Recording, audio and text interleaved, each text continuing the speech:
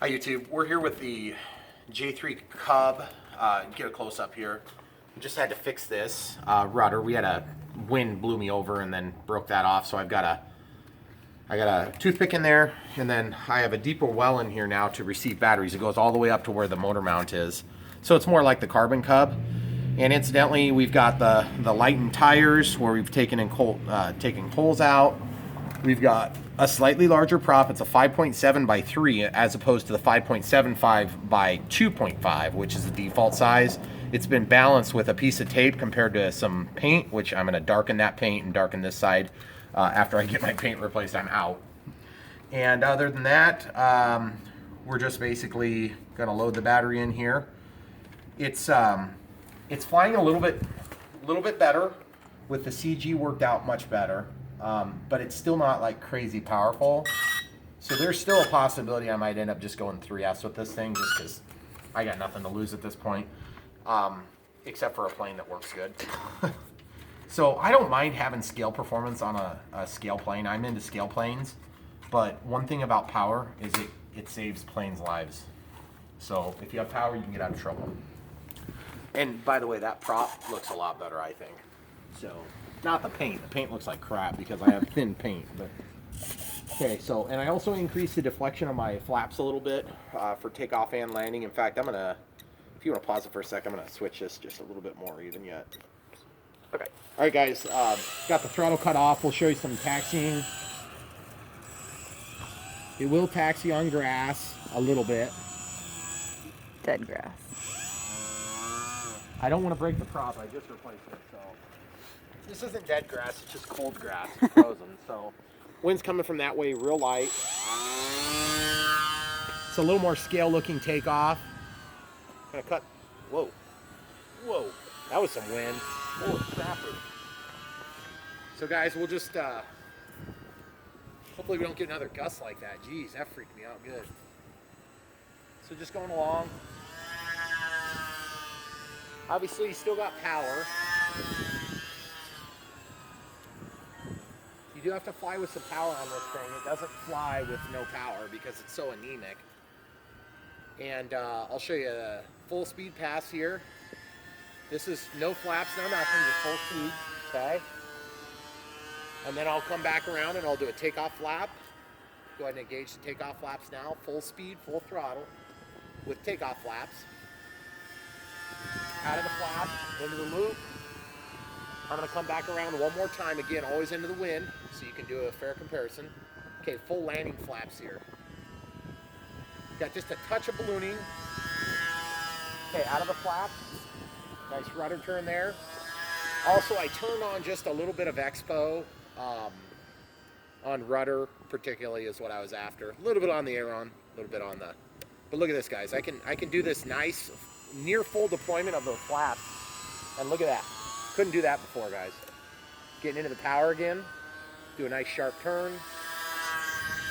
Those LEDs are really nice on this plane, but I added a ton of weight because that problem I had on my wing. Very agile. You can do all the performance you want to do with this. The wing is not one of the stronger wings. I wouldn't recommend doing anything too crazy. Full landing flaps. We'll show you a scale landing here.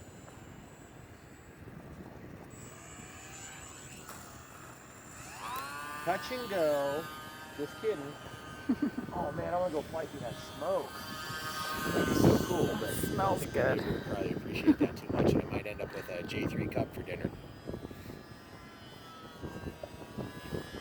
And she will fly upside down, but I don't really care right now because it's kind of cold and windy. We got a storm coming on us. Full landing flaps causes a little bit of balloon. Get a nice touchdown. Taxi's great. Got no problems with taxiing. Those wheels, after losing the weight that we lost, have been working really nicely. They look good. They look beat up when you're up close, but I mean in real life they would. So we'll do a takeoff plant, just a low power takeoff out of the flaps. Get up to speed just like you would in a real plane. Come in for an awesome pass. Do a crazy maneuver like this. Little hammerhead action. That's no flaps. about 50% up elevator, about to get into a stall here. Ooh, and I did. All right, give me a sec. Okay. I'll just take off from here and walk back over. Okay. You ready? Yep.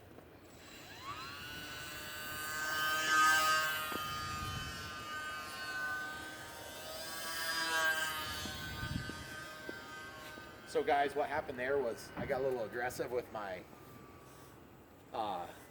I had about 50% up elevator and she just stalled, which is like no brainer.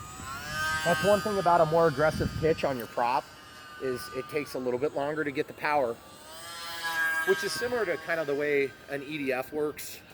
You got to really let it spin up and start producing some thrust.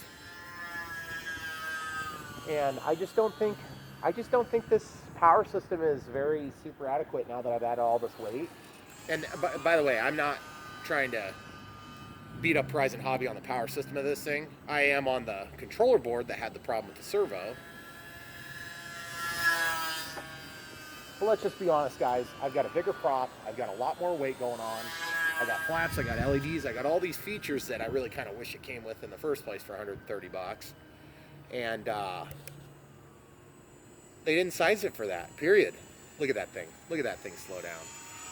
Nice glide slope. Getting into the power. That's my timer. I am going to respect it today because I'm cold. Fly with the big one. Hold on. Watch this, guys. Oh, yeah. I think that's an MD-80 up there. Cool.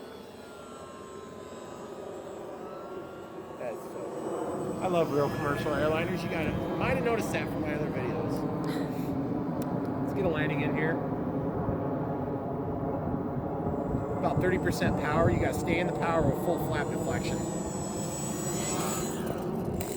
Oh, you son of a gun. Son of a nose over. No spinner to screw up on this one. Thanks a lot for watching. It's freezing cold. We're going in.